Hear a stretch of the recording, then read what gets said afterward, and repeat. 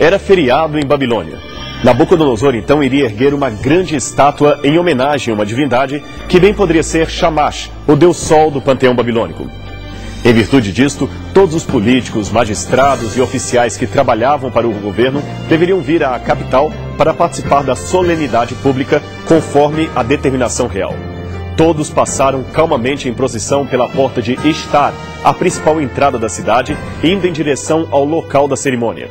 Nabucodonosor inauguraria ali uma estátua praticando o que os babilônios chamavam de Shu-Ilá, ou seja, uma prece com a mão levantada. Ela tinha este nome porque era recitada com a mão direita erguida à altura do rosto ou ambas as mãos erguidas para o céu.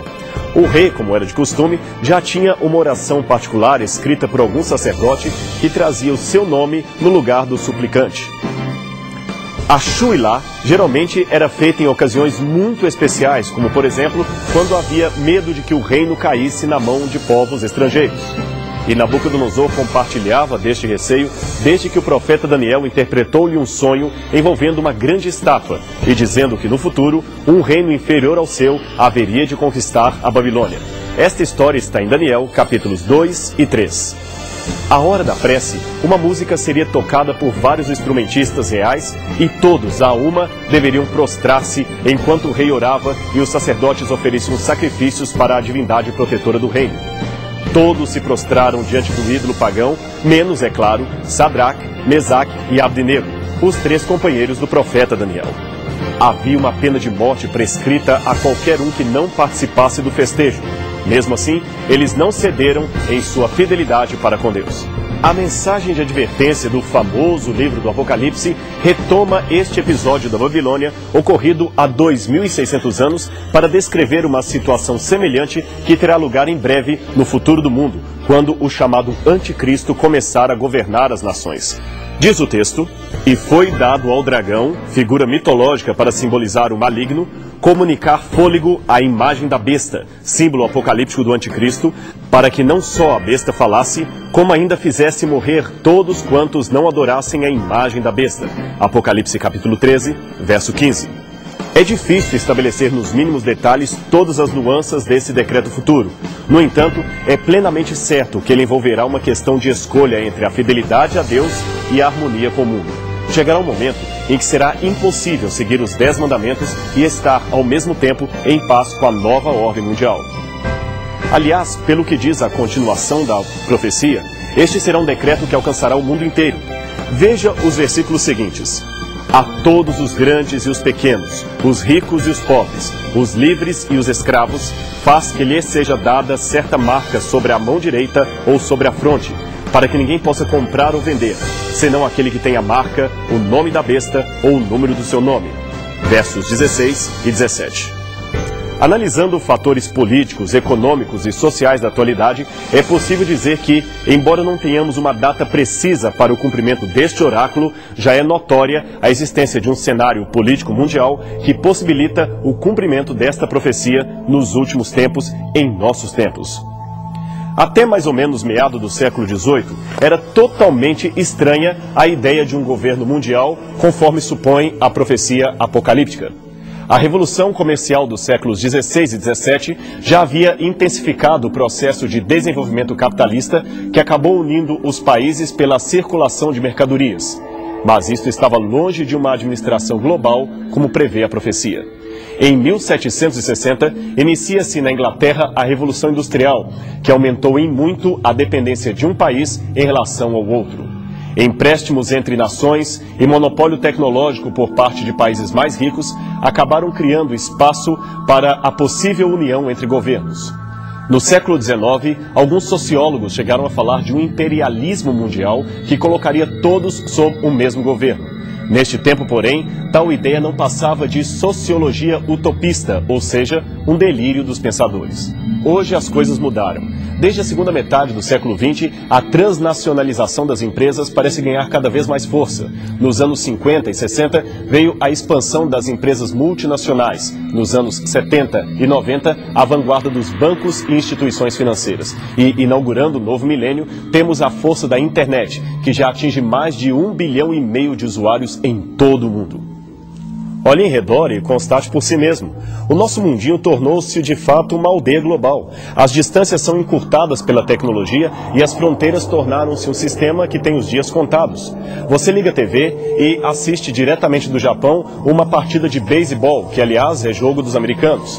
Encontra-se com um amigo que acaba de chegar da Rússia e ele lhe conta que comeu hambúrguer com refrigerante Diet na Praça Vermelha, em Moscou. Em Israel, garotinhos árabes e judeus vestem juntos camiseta da seleção brasileira e pedem autógrafos a um jogador que pretendia passar férias em determinado lugar onde achava que não era conhecido.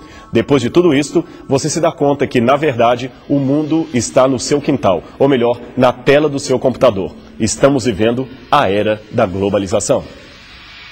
A coisa, no entanto, vai muito mais além do que uma simples universalização de costumes. No mundo civilizado, aprofunda-se cada vez mais a desigualdade entre países ricos e pobres, países bem ou mal desenvolvidos. Intensifica-se a competitividade comercial e, com isto, aumentam-se os riscos de desemprego, crise econômica e outros fatores. Quem não se viu ameaçado por um crash econômico ocorrido na Europa ou nos Estados Unidos? Quem não teme ser vítima da queda de uma bolsa de valores em outra parte do mundo? Ou ainda oferecer para a herança de seus filhos um planeta morto em consequência dos crimes ambientais cometidos por todos os países. No mundo globalizado, todos ficam vulneráveis à informática, ao ritmo das bolsas de valores e outros fatores atuais. Aliás, atualmente, são negociados mais de 1,4 trilhão de dólares em ações internacionais, onde o investidor de um país leva o seu capital para outro país estrangeiro.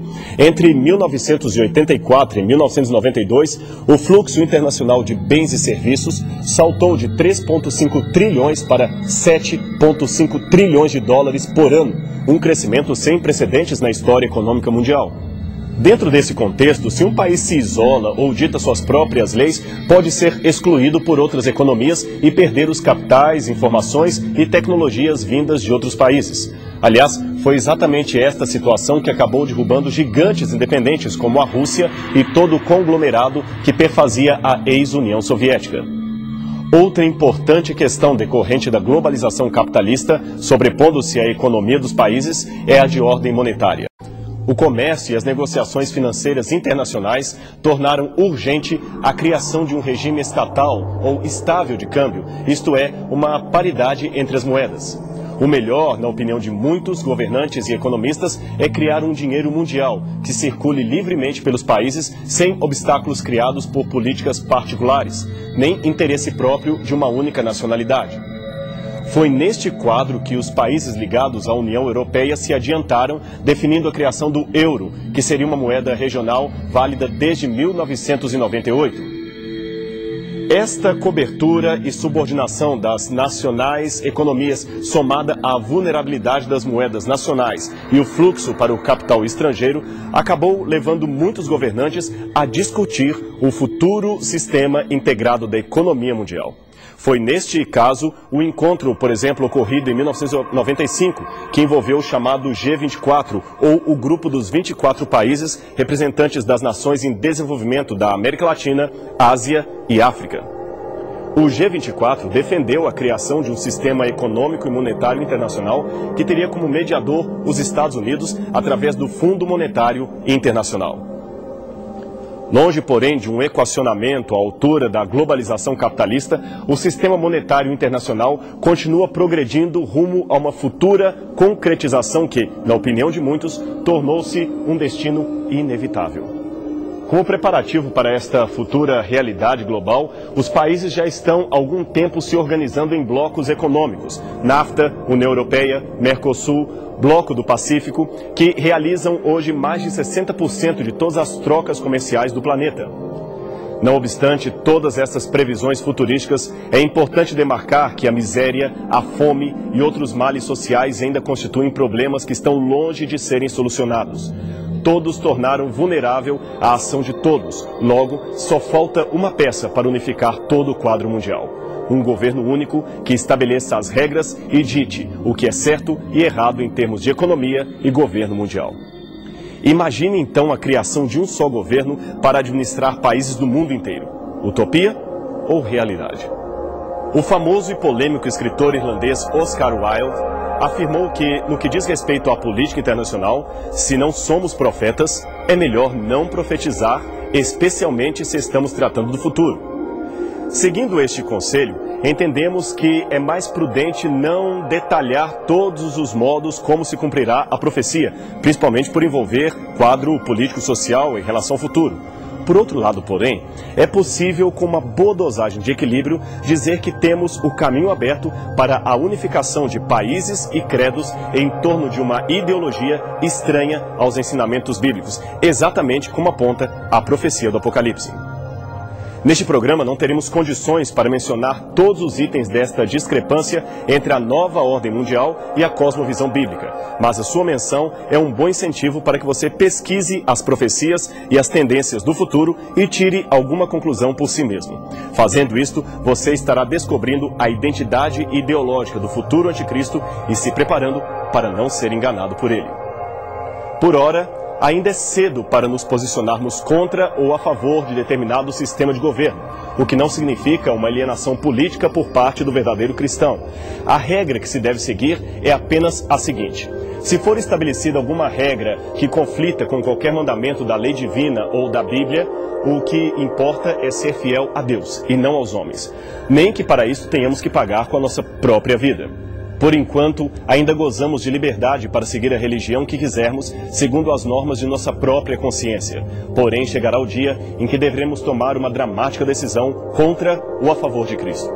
Para coisas envolvendo a espiritualidade, não existe neutralidade, não existe meio termo. Mudando um pouquinho de assunto, mas permanecendo dentro do quadro profético de um predito fim do mundo, podemos citar também as crises ecológicas que ameaçam o planeta. Hoje, a preocupação com o fim da vida na Terra extrapolou em muito a questão nuclear ou os que estudam profecias relacionadas ao juízo final. A cada dia, vê-se o meio ambiente morrer aos poucos na progressiva destruição das florestas, na redução da água potável e no empobrecimento da biodiversidade. Segundo o Programa de Desenvolvimento das Nações Unidas, se esta situação não for rapidamente corrigida, o mundo verá decretado em pouco tempo o fim da humanidade. Só para ter uma noção, a água potável do planeta passou de 17 mil metros cúbicos de água em 1950 per capita para 7 mil em 1998. Nesta proporção, chegaremos a 2050 com uma população mundial estimada em 9,5 bilhões de habitantes, dos quais 1 ou 2,5 bilhões não disporão de água regular potável para beber. Hoje já são 132 milhões de pessoas vivendo nesta situação. Nos últimos 50 anos, a produção descontrolada de poluição quadruplicou a emissão de dióxido de carbono. Isto poderá causar, nas próximas décadas, um superaquecimento do planeta, principalmente com males provocados pela camada de ozônio que está prejudicada, aquela que deveria filtrar os raios solares na atmosfera terrestre. Se tal fenômeno ocorrer, trará em consequência o aumento de até 1 metro do nível do mar, que inundará consideráveis faixas de terra dos países e cidades que estão costeiros, permitindo o avanço das áreas desérticas. Estas são apenas algumas das muitas advertências que estudiosos e ecologistas do mundo inteiro têm feito à humanidade. Se a paisagem destrutiva não for modificada, a tendência aponta um futuro pouco digerível para a sociedade. Pelo menos é o que dizem ambientalistas do movimento Greenpeace. Há quase 2000 anos, o apóstolo João profetizou que no futuro Deus teria de acertar contas com os que cometem, dentre outros delitos, crimes contra a ecologia. Como diz a profecia, chegou o tempo determinado de sua ira, a ira de Deus, e o tempo para destruíres os que destroem a terra. Noutras palavras, esta profecia nos ensina que, primeiro, quase 2 milênios antes da era atômica, Deus já sabia que no futuro a humanidade poderia destruir a Terra. Segundo, antes que qualquer um pudesse sonhar racionalmente com uma possível destruição em massa, Deus revelou ao profeta que isto um dia seria realidade, e ele escreveu tudo no livro do Apocalipse. Terceiro, segundo a profecia, antes que se efetuasse um extermínio final, Cristo voltaria, dando um basta na destruição desenfreada da natureza. Antes, porém, que este evento aconteça, o Senhor utiliza-se da própria natureza para advertir os habitantes da terra de que em breve haverá um juízo, e cada um prestará contas por tudo o que tem praticado. todos os atos bons e ruins serão um dia sentenciados ou trazidos à tona no tribunal de Deus. Certa vez, Jesus repreendeu aos estudiosos do seu tempo porque não davam o devido valor à vinda do juízo de Deus. Ele disse: chegada a tarde dizeis, haverá bom tempo, porque o céu está avermelhado. E pela manhã, hoje haverá tempestade, porque o céu está de um vermelho sombrio. Sabeis, na verdade, discernir o aspecto do céu, e não podeis discernir os sinais dos tempos? Lucas capítulo 12, versos 54 a 56. O que Jesus queria dizer por sinais dos tempos? Que à medida que progredisse a história, todos saberiam que o dia de Deus estaria chegando. No Apocalipse, há uma importante mensagem do juízo anunciada em todo o céu. Um anjo voa e diz: temam a Deus e louvem a sua grandeza, pois já chegou a hora de Deus julgar a humanidade. Adorem aquele que fez o céu, a terra, o mar e as fontes das águas. Apocalipse 14, verso 7. Não seria o respeito à natureza uma bela forma de adorar a Deus, reconhecendo-o como o Criador de tudo o que existe? Jesus estava com seus discípulos realizando a última ceia. Era uma noite de quinta-feira e havia algo estranho no ar.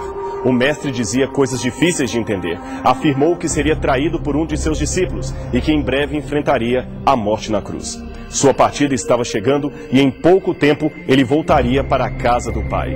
Era, portanto, um ambiente de dor e despedida. Atônitos, os discípulos pareciam não compreender os detalhes daquilo que estavam escutando. Era tão forte a dor de separar-se do mestre que, em sua emoção, pareciam que estavam bloqueados no entendimento e, para não sofrer ainda mais, pareciam querer alienar-se do que estava sendo-lhes anunciado.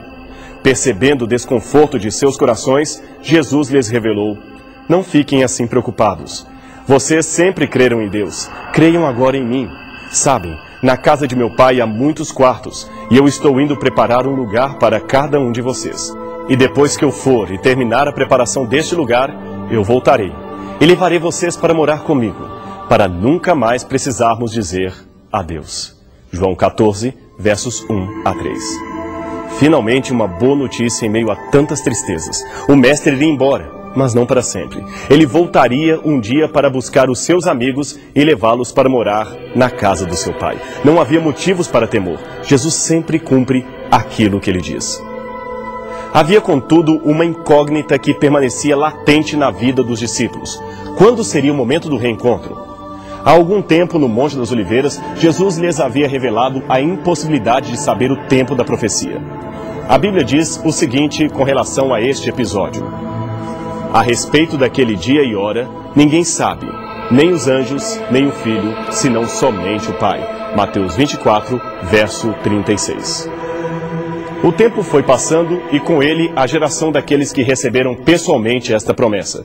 Os que chegaram depois também ouviram dos antecedentes da história de Cristo e de seu futuro retorno para a alegria dos seus filhos. Alguns, no entanto, no meio do caminho desanimaram e não quiseram mais continuar esperando pelo Senhor. Parecia tão demorado que foram tentados a pensar que tudo não passava de um engano. Ou, usando um eufemismo, pensaram que Jesus resolvera mudar de planos em relação à sua volta ao mundo. Grupos separatistas começaram então a espiritualizar o tema da segunda vinda. Alguns diziam que ela já havia ocorrido, enquanto outros individualizavam o evento, dizendo que sempre havia uma nova volta de Jesus a cada momento que alguém morria. Os céticos, é claro, riam da esperança cristã e proclamavam a plenos pulmões que Jesus era um embusteiro. Veja o que afirmou o apóstolo Pedro, aliás, escrevendo também com os discípulos. Lembrem-se de que nos últimos dias virão os escarnecedores, segundo seus próprios escárnios, andando segundo as suas próprias paixões e dizendo: onde está a promessa da sua vinda? Porque desde que nossos ancestrais morreram, todas as coisas permanecem como desde o princípio da criação. Só que eles se esquecem que por muito tempo também houve céu e terra, da qual surgiu a água, conforme relata a palavra de Deus. Ora, pela mesma água, o mundo foi um dia repentinamente destruído. Do mesmo modo, os céus que agora existem e a terra, segundo a mesma palavra, encontram-se reservados para a consumação no fogo. Eles estão sendo guardados para o dia do juízo, da extinção de todos os que amam a injustiça. 2 Pedro, capítulo 3, versos 3 a 6. Há um episódio que lembra as palavras que acabamos de ler. Conta-se que certa vez uma garotinha dos seus 6 ou 7 anos entregou um folheto para um homem com os dizeres: Jesus em breve voltará. Sem a menor sensibilidade para com a criança, o adulto devolveu-lhe o panfleto, soltando uma irritante gargalhada e dizendo com voz de deboche: é mesmo, garotinha? Quer dizer que Jesus está chegando? Então, quando ele vier, diga-lhe que deixei um abraço. Isto é, se ele vier mesmo. A garotinha, com simplicidade infantil, respondeu de volta: se Jesus vai aceitar ou não o abraço do Senhor, eu não sei. Mas de uma coisa me lembro: o apóstolo Pedro disse que no fim viriam homens como o Senhor, debochando da promessa de Cristo. Estes seriam então queimados e virariam cinza no dia do juízo. Desculpe, Senhor, mas acho que o Senhor tem um problema a resolver. Um problemão. Segundo a Bíblia, a volta de Jesus é um evento que encerra dois sentimentos ao mesmo tempo. Para aqueles que estão em paz com Deus e amam sua lei, ela será um momento de alegria, de muita expectativa. Aquele que está por vir não é um estranho, nem um exterminador do futuro. Ele é o seu Salvador e virá buscá-los para morarem com ele no seu reino eterno. Por outro lado, uma grande multidão que não demonstra nenhuma vontade de estar com o Mestre, bom, estes sim terão um problema a resolver. Eles rejeitam a graça e fecham os olhos à lógica da Bíblia Sagrada, da palavra profética. Estes, diz o Apocalipse, pedirão às pedras e aos montes que caiam em cima deles e os livre da visão daquele terrível dia. Isto você pode ler em sua casa aí no Apocalipse capítulo 6, versos 15 e 16. A decisão sobre de que lado ficar é algo que pertence a cada um de nós e é tomada de acordo com o nosso livre-arbítrio. Sabe, faz parte do nosso amadurecimento espiritual aprender que, por mais bela que seja a vida, por mais bem-sucedidos ou vitoriosos que sejamos, a nossa existência não terá nenhum sentido senão na eternidade, quando estivermos com Cristo. Tudo de bom que temos aqui e que experimentamos não será nada comparado às surpresas que nos estão preparadas naquele grandioso dia. E por outro lado, como estar plenamente feliz, sabendo que no mesmo instante outros estão infelizes, ou que amanhã poderemos ser nós mesmos a enfrentar a dor da perda, da morte, da desilusão. Devemos almejar cada vez mais, devemos querer mais felicidade, uma felicidade eterna que não acaba nunca, uma vida eternamente feliz, da qual jamais nos sentiremos enjoados ou não teremos nenhum medo, nenhum receio, nenhuma apreensividade em relação ao futuro. Agora, pare por uns instantes e imagine como será lindo o dia da volta de Cristo. Na terra, o caos estará em todas as partes no seu grau máximo. As pragas apocalípticas estarão caindo com fúria, provocando os mais dramáticos acidentes de toda a história. O remanescente fiel estará sendo perseguido por ter rejeitado servir o governo do anticristo. Tudo parece sem saída. O mal triunfa e o bem parece fracassar. Porém, no momento de maior escuridão, rompe no céu a luz fulgurante da intervenção de Deus. O relógio profético bate meia-noite e a terra começa a tremer diante da potente voz que anuncia a chegada do Filho de Deus. Então surge no Oriente uma pequena nuvem do tamanho da metade da mão de um homem. Esta nuvem cresce e começa a revelar o seu caráter sobrenatural. Junto dela há uma sombra de juízo que parece cobrir todos os povos. Os que estão em falta sentem que é chegada a hora do acerto de contas e que não há meio de escape. Fulgurante no meio do céu, a nuvem se torna um túnel de onde saem milhares, milhões de anjos com suas trombetas, dando o sonido às mais melodiosas canções jamais executadas em qualquer orquestra humana. Eles voam majestosos por todos os cantos. Seu brilho é superior ao do sol brilhante no meio-dia, e o seu número parece incontável. De repente, no meio da nuvem branca, surge a figura mais nobre, mais iluminada de todos, o nosso Salvador. Sua glória, maior do que todos os outros anjos reunidos, surge e enche toda a terra. Ele ergue a sua mão e a terra silencia. Então, com uma voz poderosa, começa a convocar a presença dos seus amigos, aquelas pessoas que decidiram amar a sua vinda e preparar-se para o grande encontro. Das sepulturas surgem santos que há tempos aguardavam no pó a ressurreição do último dia. Alguns deles já estavam mortos há séculos e nada possuíam senão o pó dos seus ossos espalhados pelos 4 ventos. Estes são formados pelo ar e levados até a presença do trono celestial. Os que ficarem vivos muitos, talvez de nós, também serão elevados nos braços de anjos para que sejam conduzidos ao reencontro com o Salvador. Imagine você no meio desses remidos. Parece inacreditável, mas você está ali. O mestre lhe chama pelo nome e você responde. Ele então diz uma frase que parece resumir tudo o que você sempre desejou escutar de um Deus. Valeu, filho. Valeu, filha. Você venceu. Foi bom ter criado você. Foi muito bom enfrentar a morte por você. O tempo passou e agora você pode descansar. Você merece ser feliz. Entre e fique à vontade. O céu é todo seu.